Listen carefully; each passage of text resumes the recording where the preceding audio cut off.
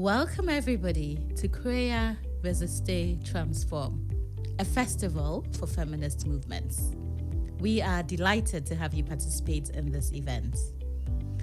I'm just going to take a minute to explain the various ways in which you can access this festival. We have interpretation available in a number of languages. Look at the bottom right-hand side of your screen. You will see an icon of a globe. Click on the icon and select the language that you would like to receive interpretation in. If you would like to hear only the interpreted language, click Mute Original Audio. A reminder that you would need to unmute original audio once you no longer need interpretation. We also have closed captioning available in English. To access this, look to the bottom right-hand side of your screen, just ahead of the globe icon, and click Live Transcript. Then click Show Subtitle. To view the full transcript, click on View Full Transcript. To change the size of the text, click Subtitle Settings and change to large. If you would like to change your name after entering the meeting, click on the Participants button at the top of the Zoom window. Next, hover your mouse over your name in the participants list on the right side of the Zoom window. It will bring up an option to rename yourself. Enter the name you'd like to appear in the Zoom meeting and click on OK. You're welcome to share your thoughts, comments about this festival using the hashtag Feminist Festival. Please tag AWID if you can. Thank you and welcome once again.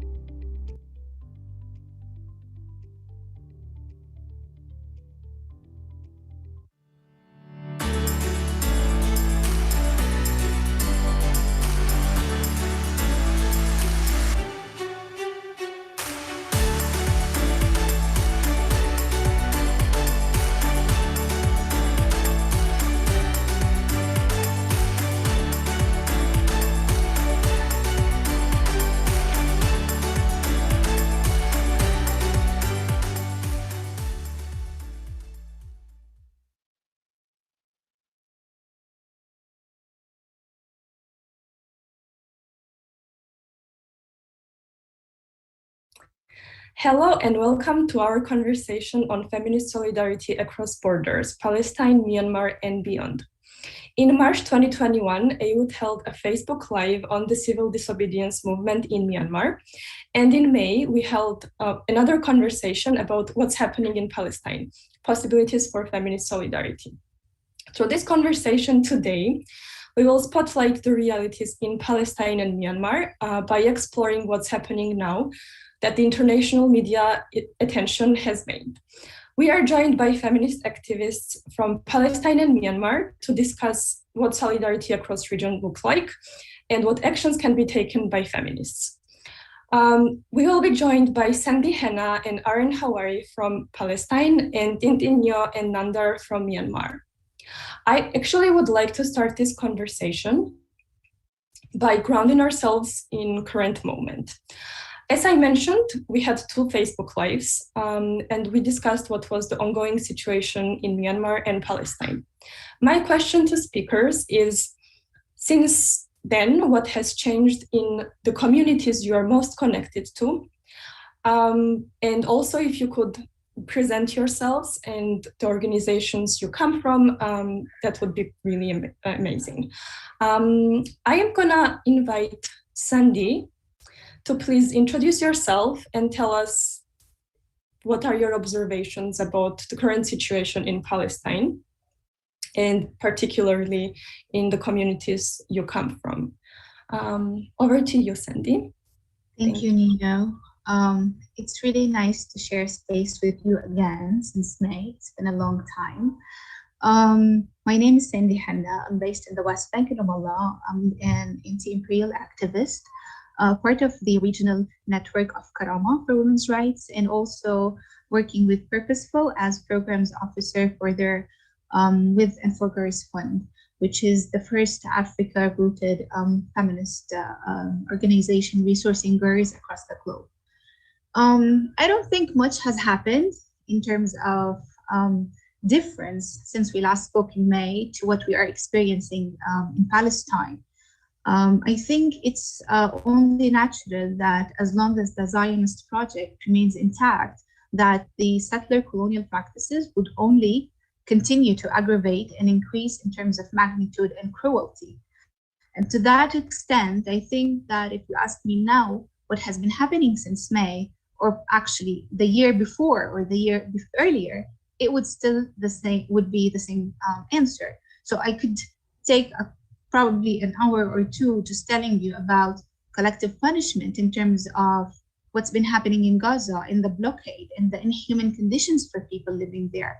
And I could tell you about the extension of settlements and the massive arrest campaigns and the discriminatory, militarized juvenile justice system in Israeli prisons against Palestinian children. The list is very long. But I think I would just highlight 2 points that have been different and yet not so new, like, the recurring realities, but in a different format and in different magnitude. So since the last attack and genocide on Gaza, families have been wiped off civil registry. And in particular, I'm speaking about 9 whole families from Gaza who no longer exist because of the attack. If you imagine this means that each and every member of 9 whole families has been killed in the attack. And when you think about ethnic cleansing, I think this is probably one new, cruel, not new, as I said, recurring, cruel of the militarized practices of Israel. And the second thing is, we're witnessing an increase in state-backed settler violence, and this has been continuously demonstrating an increase in violent indoctrination and extremism within the different segments of the Israeli society. And this is very alarming because it has demonstrated the new informal ways of militarization that has become prevalent among settlers. And if you want to know what this means on a practical daily life, you just need to imagine civilians fully armed, roaming the streets without being accountable, nor their victims being offered protection. And this is also alarming because they feel entitled to this kind and other kinds of militarization as a central component of their national identity. So from one hand, we're speaking about the violence from the apartheid regime of settler colonial Israel, but at the same time, we're speaking about more forms of violence spreading among settlers and civilians. As I said, it could take hours to speak about what has been happening since May, but I would really like to say how we have very briefly been experiencing, like how rather than what. And I'd like to just highlight 2 points. One is the fact that so many developments on the global political landscape have been taking place to the point that Palestine is constantly in need for an exercise of rereading of where it sits and how it is affected by the global political climate. And just looking at different examples, it can be a long conversation, but I'm going to relate to Afghanistan specifically because it feels like we are seeing a deja vu here. Like Palestinians are watching the news in Afghanistan, it feels like we're looking at footages from 2001, where the US empire declared war on terror, between brackets, and then also pledged to liberate, also in brackets, the population in Afghanistan, mainly women and girls. And we feel that we completely relate to this notion of bombarding feminism into a country. Like Western war profitees are always invading Palestine to liberate women and girls from their backwarded brothers and fathers and criminal perpetrators, husbands, etc. But if we stop for a second here and take a look about who is the main perpetrator and abuser of Palestinian women, we have many examples. Who is denying mostly the women and girls in Gaza Strip from clean water and electricity? It's settler colonial practices. It's Israel. Who is actually holding Anhar Addik, and remember this name. Anhar Addik is a 25-year-old pregnant bipolar woman who is now in her last month of pregnancy, and she is expected to deliver her baby any moment in a cell prison. Like, I'm a mother, I delivered my children in a hospital surrounded by my family, and still it was a very physically painful experience. So let alone a young woman going through this experience in a cell prison without the basic human conditions that, or like, food, water, sleep, and the mental abuse that is prevalent in Israeli prisons. The thing is that now, once she has her baby, she must actually make a decision on whether to keep her baby with her, to live in the prison for up to 2 years, according to the Israeli law. And this means like a baby living in prison, like with the screaming and the noise and the brutality and the soldiers and everything, no food, no clean beds, nothing. Like, someone should really take a look at the very cruel conditions of living in prisons, or she needs to send away her baby outside of prison to her family, and that means she's not going to see him until God knows how long. And I think that when we take a look at these kind of examples, or even girls leaving the Gaza Strip for medical treatment, Gaza Strip is cut not only from Palestine, but from the rest of the world. People living in Gaza cannot leave, or people cannot come into Gaza unless they have permits. And permits is the whole process of colonization, always denied. And even when girls or even boys are granted permits to the Gaza Strip to receive medical treatment outside of the Strip, which is mostly in the West Bank, they are given the permits without their parents, which means that they leave unattended. And so often, many of these children die on hospital beds in the West Bank without their mother, without any of their family. So if we take a look at all of these examples, this means 2 things. One, imperial, colonial, white, mainstream feminism is not working. It has never worked, and it will not work. And we need to be very critical of our understanding of feminism and how we can dismantle structures of power within the white feminism. And the second thing, Palestine is a question of existence. It's not a question of human rights. It's not a legal question. It's a question of political feminist issue.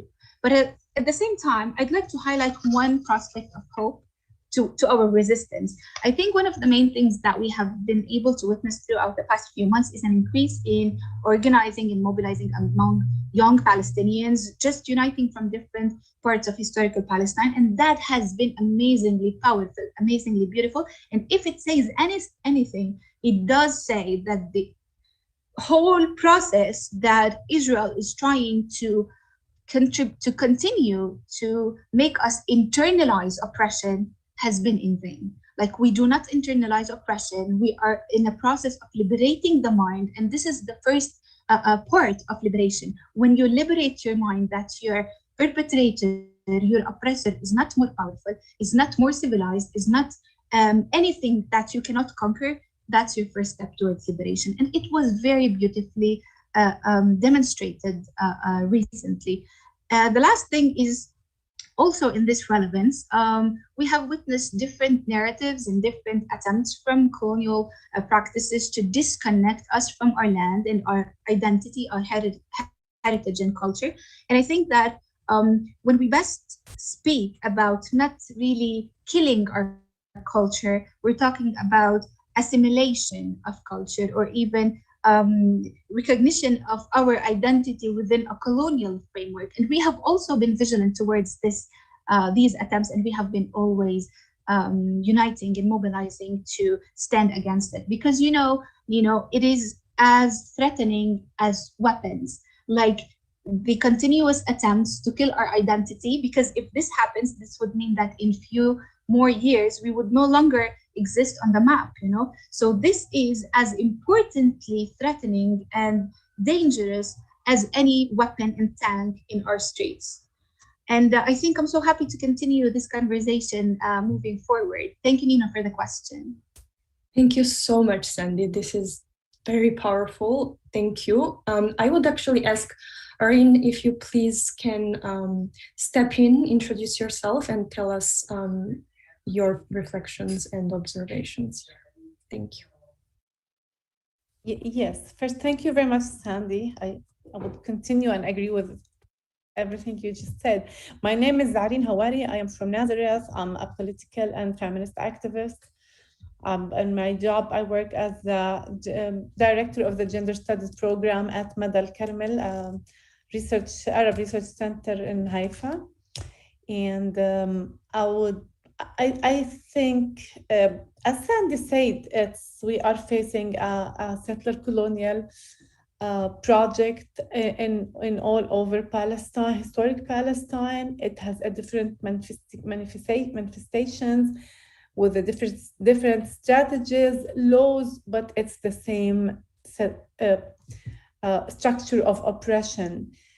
At May, at the events, the Dignity and Hope events of May, it was one of the moments. It wasn't the first moment, but it was one of the historic moments in the modern history of Palestine, that all the Palestinians together, united, said no to this regime, resisted this regime, and went to the streets against the different manifestation of power in Jaffa, in Sheikh Jarrah, in Gaza, in Ramallah, in all the Arab, the Palestinian cities and villages in all over Palestine. I think, again, if you ask me about today, I agree with Sandie that the Israeli practices is still ongoing. Gaza is under siege. Israel is preventing rebuilding Gaza. Human Rights Watch just announced that the destroying of the towers in Gaza is a war crime. The settlements are continuing to be built in the West Bank, and in Palestinians, 48 Palestinians, in Nazareth and Haifa, the Palestinian citizens of Israel, are still facing the political persecution. More than 2,000 Palestinian activists, women and men, actually, most of them youth, were entered prison after these events or during these events. People were kidnapped even from their houses or from the streets. Until now, we have more than 200 Palestinians who are facing indictments against them only because they participated in the demonstrations. Again, I agree. It's not the same kind of persecution, but still it's the same mentality of the settler colonial regime that is still facing, still confronting us against our lands, our homes, still house demolishing and land confiscation in all over Palestine, and at the same time political persecution. The one thing that Sandie started talking, and I agree and would like to continue, that the Israel colonial practices are continuing, but also the resistance of the Palestinians. And I would say that it's not the conventional or the classic political resistance that we are used to know from the political parties. No, it's a new groups. It's a new way of thinking. Most of the people who initiated the events and who are continuing now are youth. And from a feminist perspective, I just would like to say, if I have 1 minute, as an example, Palestinian human rights and feminist activists, human rights lawyers and activists just launched in Haifa a foundation for the support of the political prisoners of 48 who are still facing indictments. Their families are in a trauma because we are used that Israel is using this way to let people be afraid and to let our parents and actually parents like mine for their children or for their daughters not to participate in political movement activism because Israel will be punishing you. So this way of this foundation is one way to show support and solidarity for the families and to call for support from the international human rights organizations and activists to support and solidarity and of course financial help, but not charity.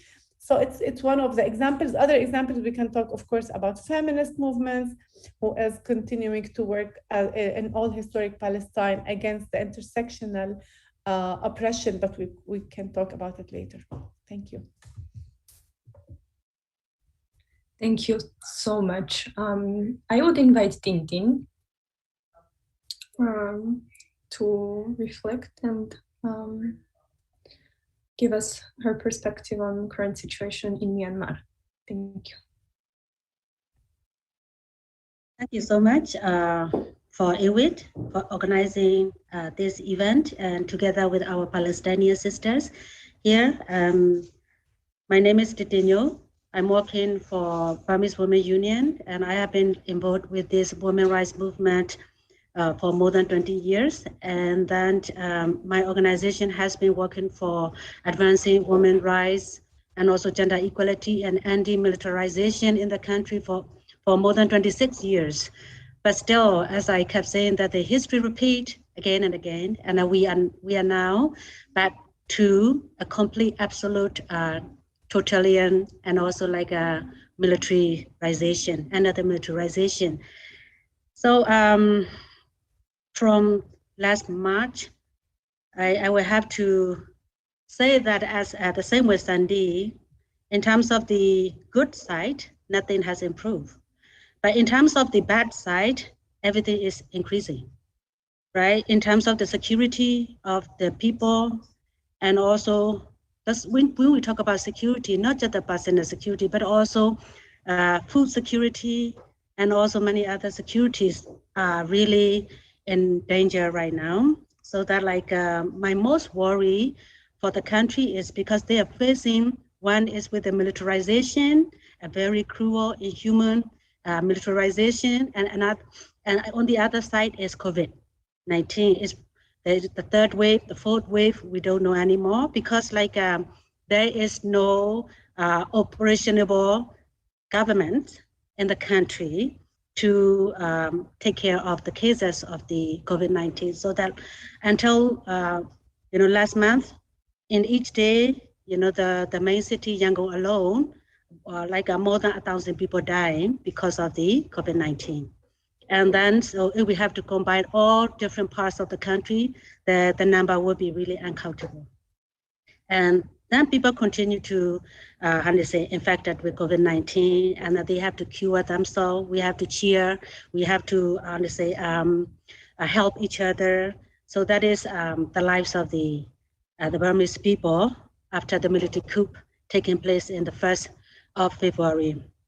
So when I look at the situation of the Palestine, as Sandie and also Areen explained, I felt like, why the people like us and also many others who are suffering have to be like a toys and an objects of those who are greedy for power.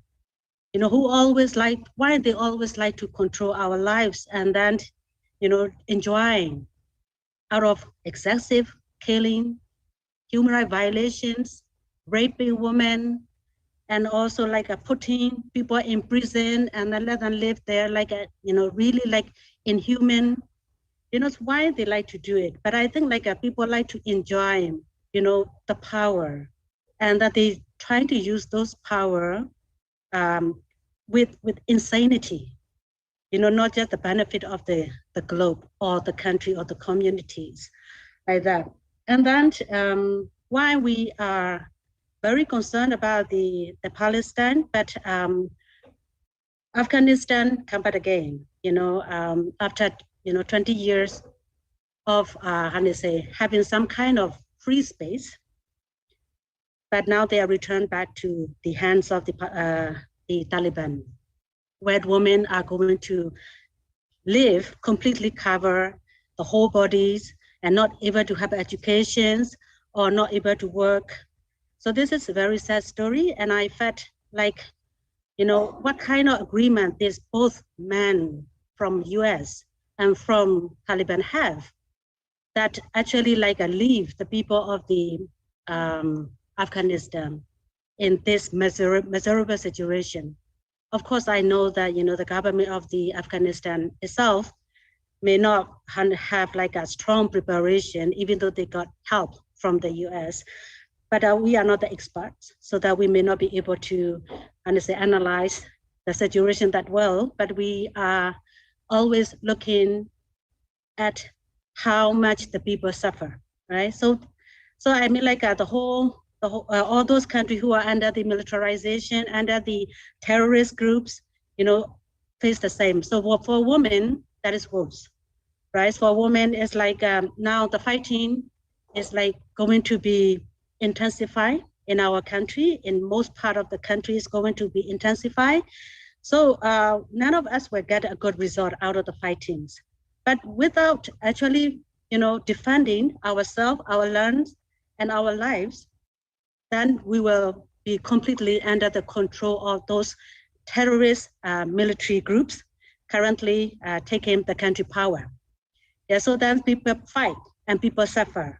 But we would like to see the ending result as success, so that people who have sacrificed and paid their lives, that has some kind of values.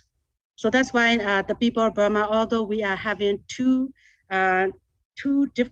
disasters, but we are still surviving and then still working hard to move forward and to completely end the militarization in our country.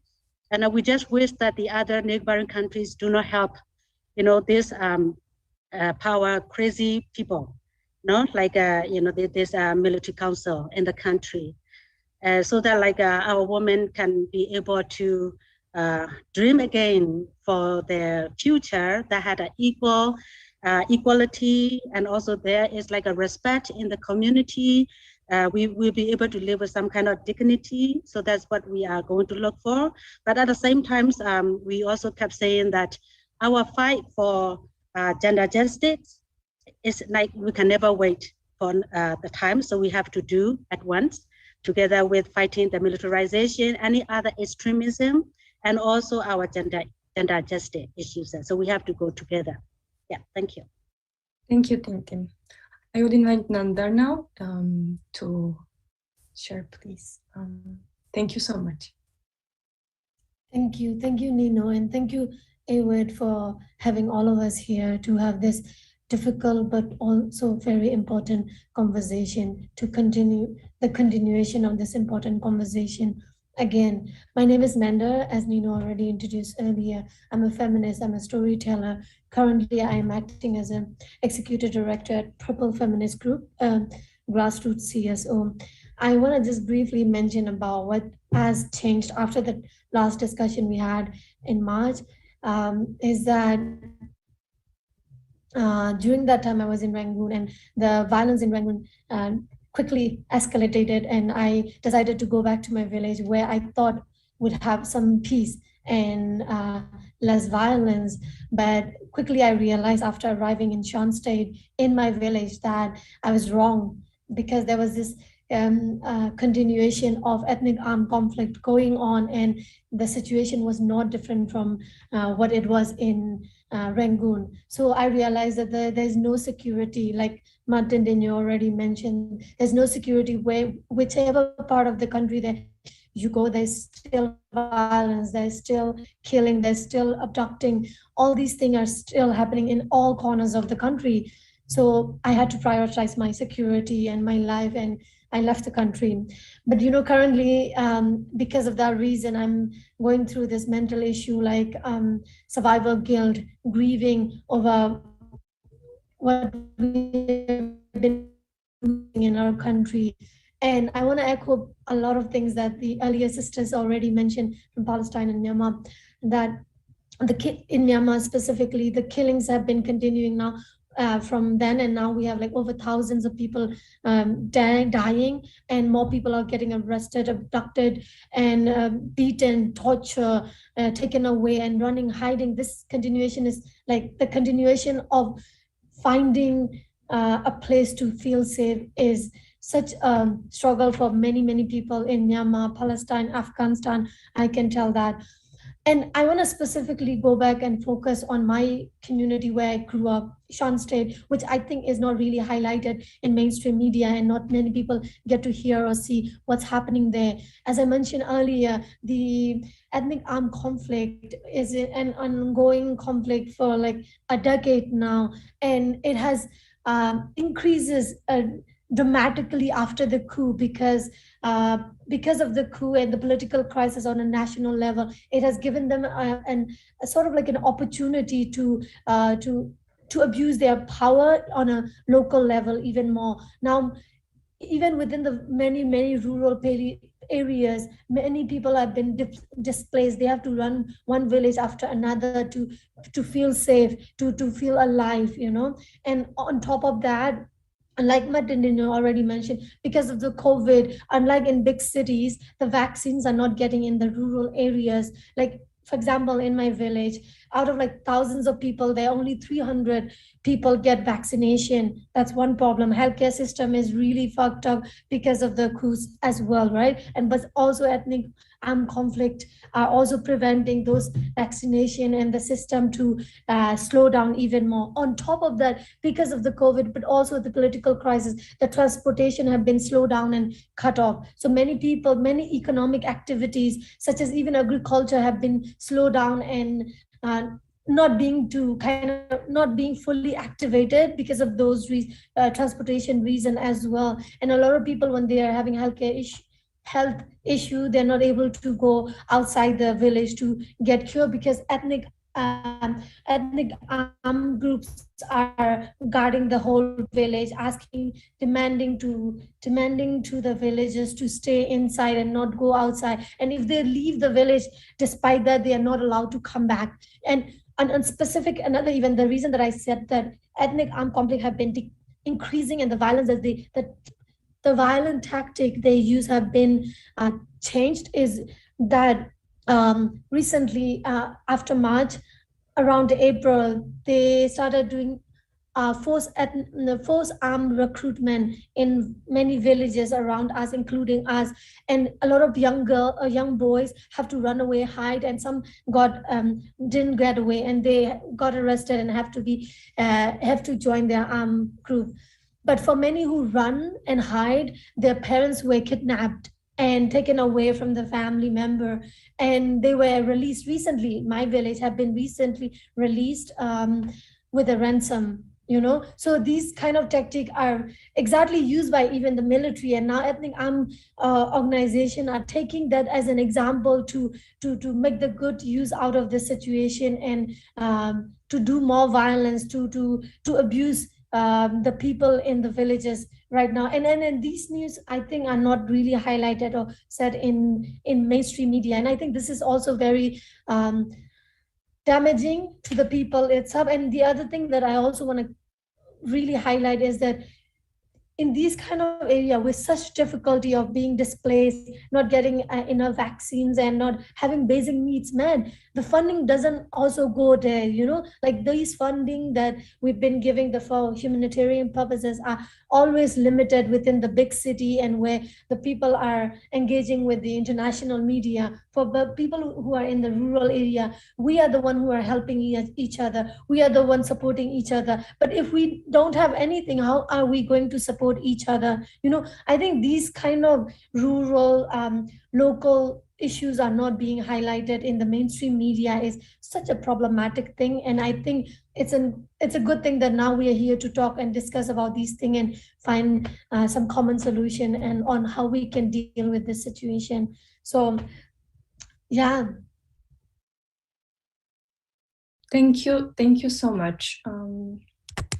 And thank you so much for highlighting the role of media and how the attention of media has decreased largely, indeed, after our last conversation. So it's very important to mention. I think during our previous conversation, Tin particularly, and I remember you, Nandar, also were talking about diversity of narratives, also citizen journalists and their role in documenting and vocalizing the local struggles.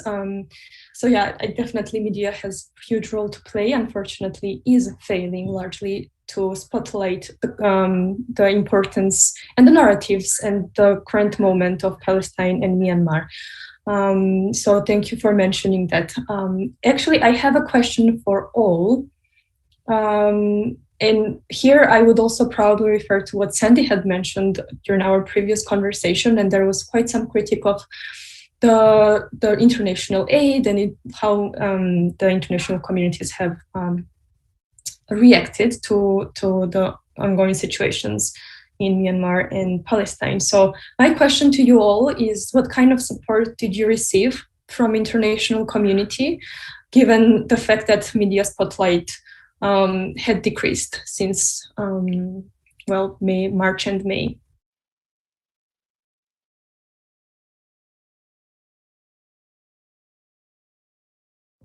I think I can go. Can I?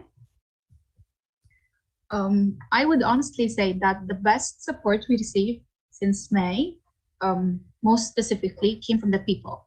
It did not come from international community. Like the free citizens of the globe have been significantly the drivers behind the language shift that we have always been looking for in terms of political narratives for Palestine.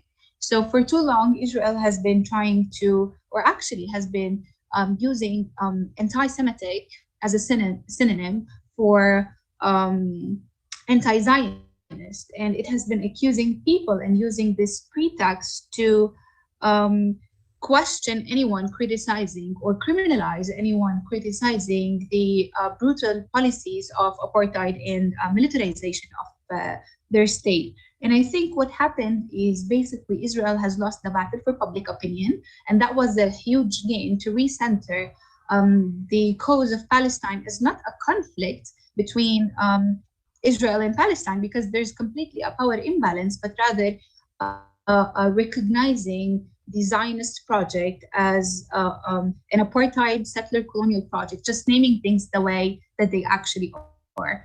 I would say that we had some shy support from the media, very momental. Like I can give example of how the New York Times humanized Palestinians martyrs from Gaza by featuring them all by picture on their cover page of one of their May volume. And people were very appreciative of this gesture. And we actually think it's a gain in mainstream Western media, but at the same time, we think that it's a shy a statement, and then it was not followed or backed up by any concrete actions. Like, we understand that the media has a role to counter the uninformed population, or like they have to provide credible and reliable resources of information so people are not uninformed, but at the same time they can manipulate the public opinion to misinform people. And this is very dangerous, and we haven't seen any critical breakthrough into this question. We also found that actions from companies like Ben & Jerry's have been also shy but very important. Like, the ice cream company has announced that they're not going to sell their products in the occupied Palestinian territories because their values really outlines that they are against the illegal occupation, but still they haven't completely and loudly said that they are cutting Israel off. Like, they have said that they're going to rephrase the kind of relationship with Israel. So it is, again, not a complete one, but a step forward.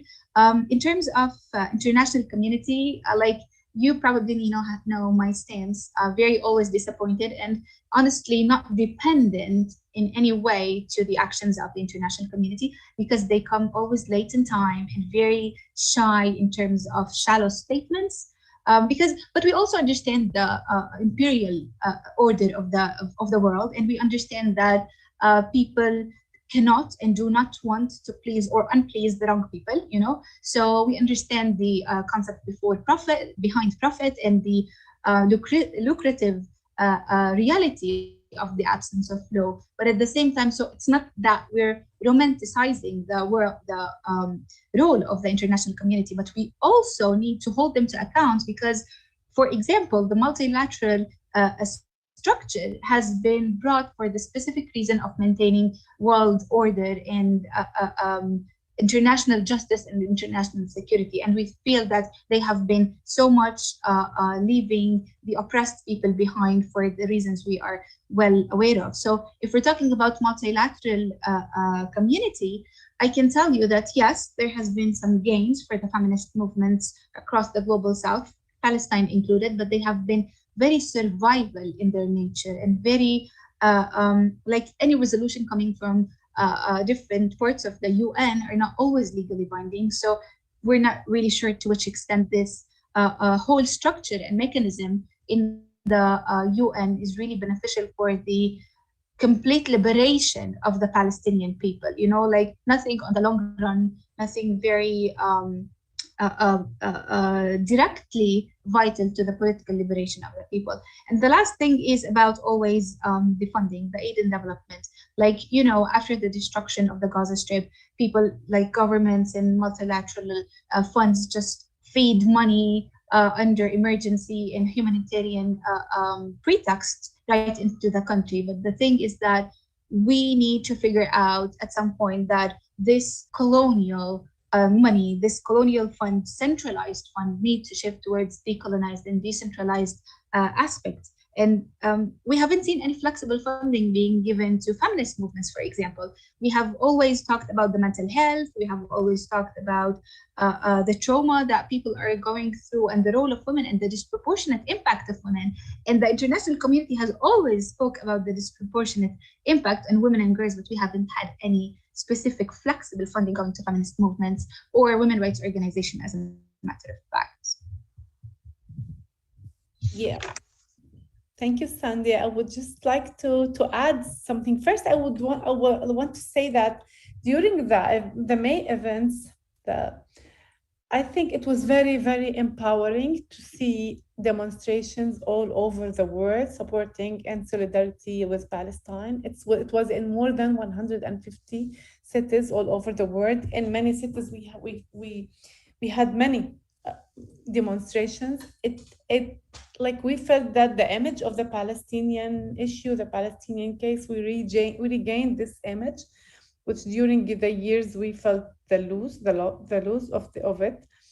It was also empowering to see many statements, political statements, many parliament members all over the world, many feminist organizations and feminist foundations approached all of us to express solidarity, to support, in many cases, give financial support, especially that the situation was also during the COVID-19 crisis, which is still ongoing, of course, and because the women were more targeted, violence against women were gender violence was much more stronger at that time. So the feminist movement and all over the world, we faced a lot of solidarity.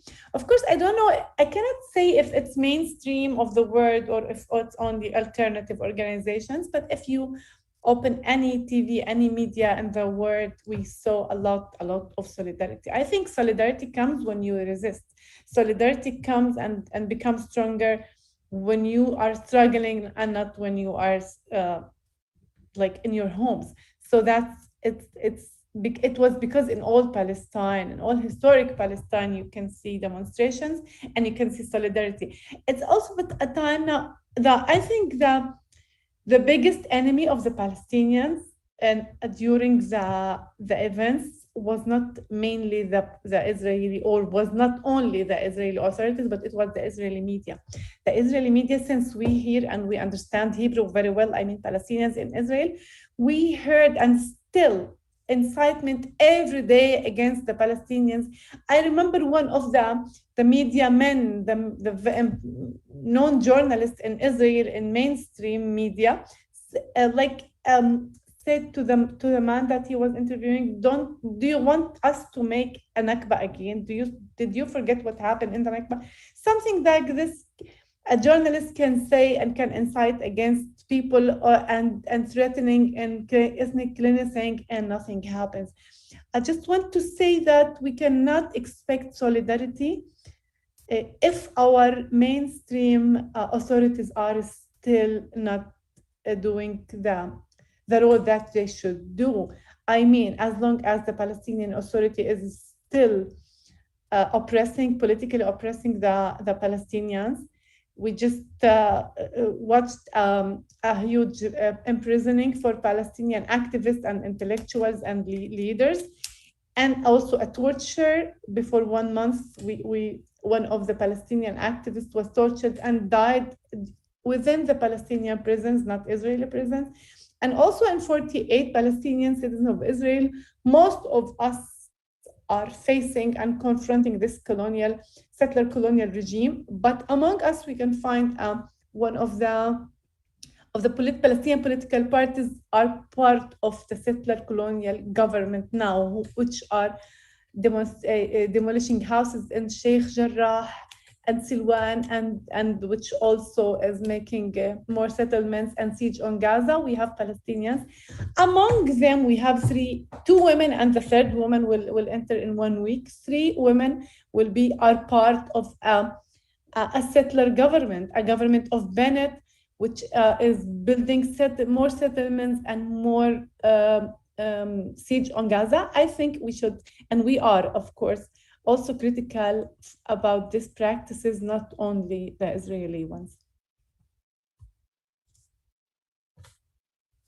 Thank you. I just want to point out a few concerns that I have when it's come to like international aid and also like a support. Even though like the Burma situation become a bit like a silence or slow down, but everything is happening and everyone is in need. And also because of the fighting repeating, so like there's so many IDPs and so many people are having difficulties with their shelters and all different needs, and aside from the COVID-19 requirements.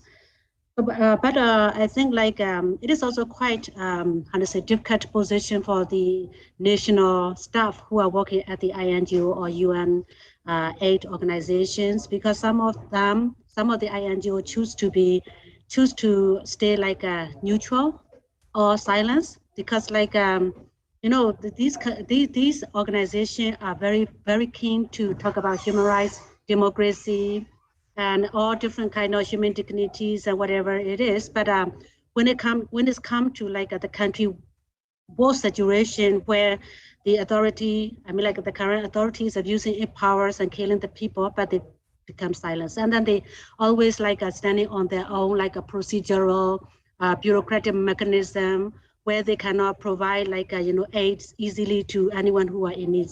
And then they always have to go with agreement coming from the so-called authority who have power right now. So it means that they will not talk with the NUG, the National Unity Government, which the people, most of the people, the majority of the people have, agree, and then as their government, but they will only talk to the military coup, who is illegitimate, right? So, but even that is like, they went to the like, Chin state, and then they were not able to distribute, the food and all the aids to like all different houses. There are many restrictions for that, and I feel like would it be what kind of procedures or positions or policy that the INGO should have, especially in the times of the this crisis. In normal times, they can have, their normal procedure, their normal policy. But for the time of the crisis, I think they have to also change along with the crisis if they really want to listen to the voices of the people. I think when we talk about neutral, that's will be very difficult to, say that, because like neutrality never guarantee the respect to the human rights of the people in there who are being oppressed in the country. So like, for example, like, the cross-border aids also become very difficult because like they kept saying that it require the neighboring countries' approval. And so that's also in one way our people are losing chances to receive the aids.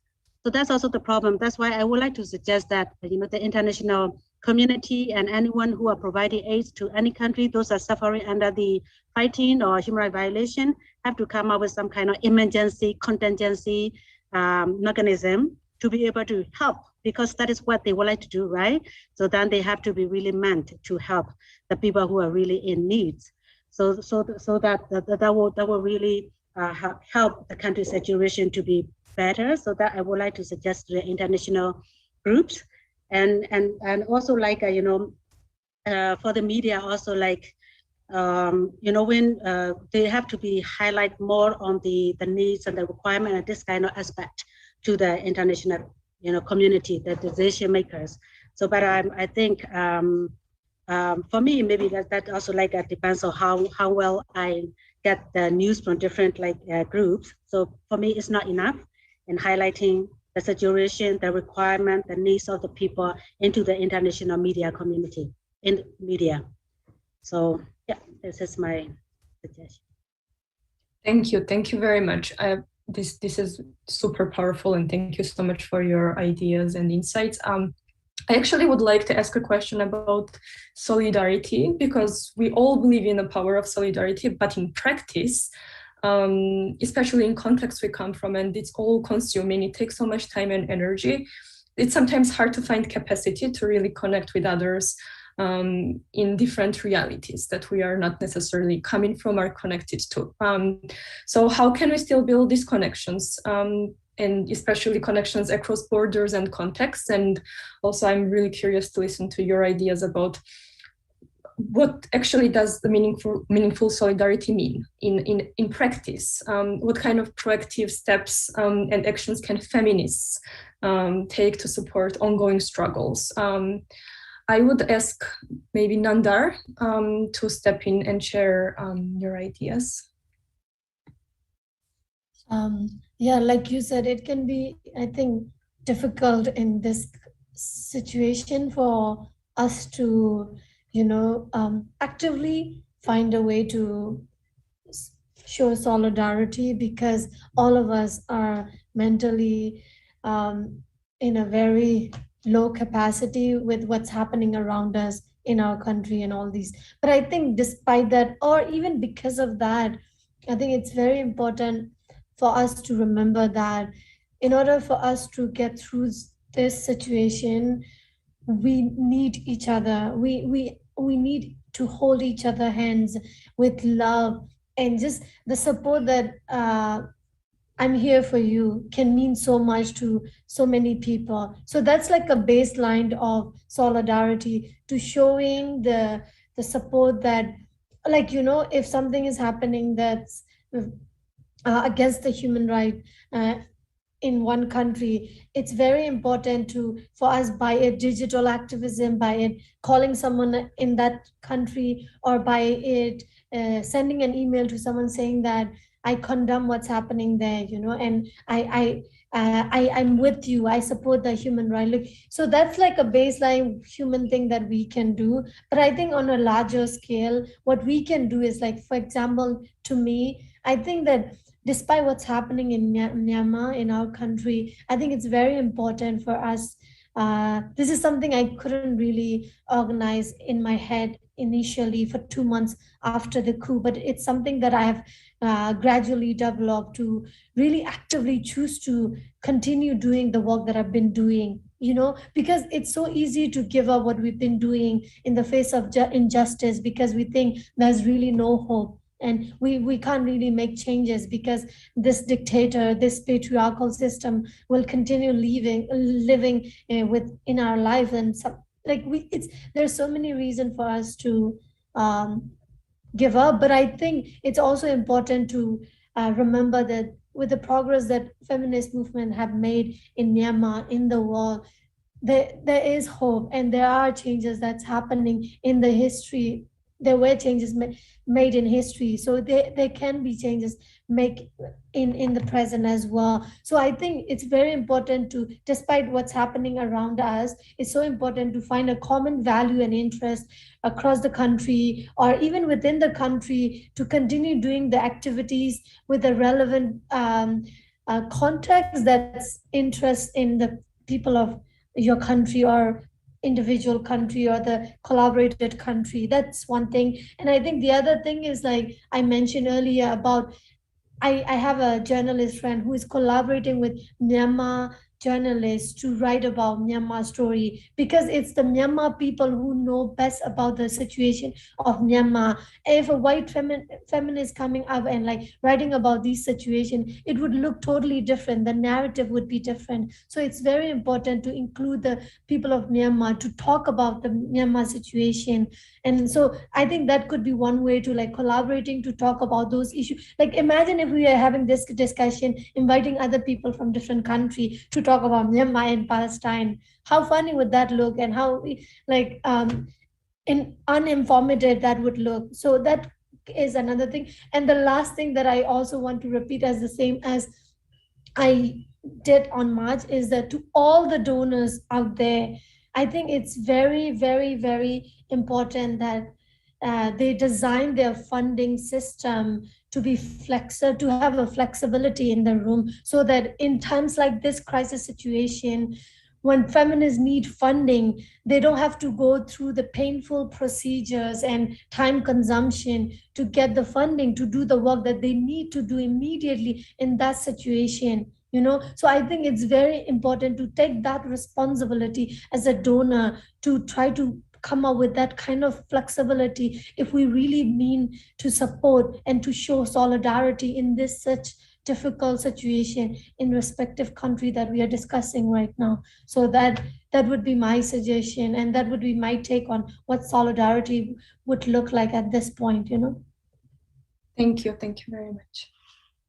I just want to first, I want to thank you, Nandar.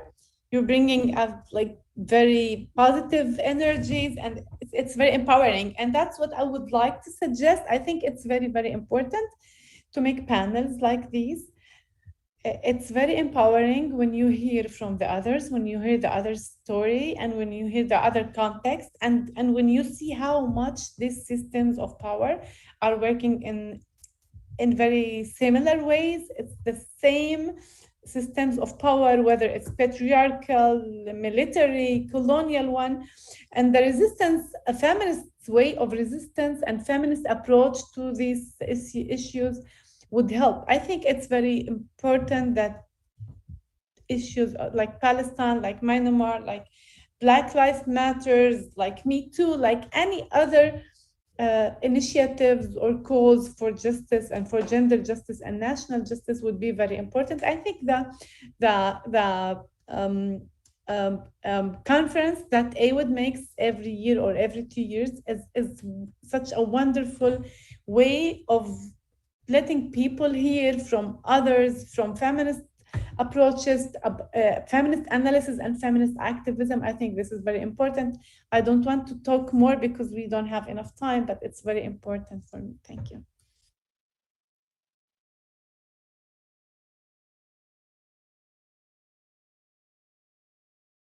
I'd like to add to where Nandar grounded solidarity. You put it very beautifully, and I think that also at this moment of history where the whole planet is a small village, we cannot deny the effects that we are connected more than we know. Like, we have always been connected as global citizens, but I think the way that this connection is unveiling with every milestone, with every development in each corner of the globe, is bringing us to realize that this solidarity is not just a mere formal act of empathy, but actually it is a mechanism of survival and thriving because we are all on the same boat. Like, I would really appreciate the empathy from different populations, but I think that moving towards strategizing actions into resisting and moving or organizing towards the global structures, as also Areen mentioned, global structures of oppression, really needs further work. And I know that we have been battling our own struggles differently, and some moments we feel that we're just exhausted and consumed, and like sometimes we also may lose some sort of our energy.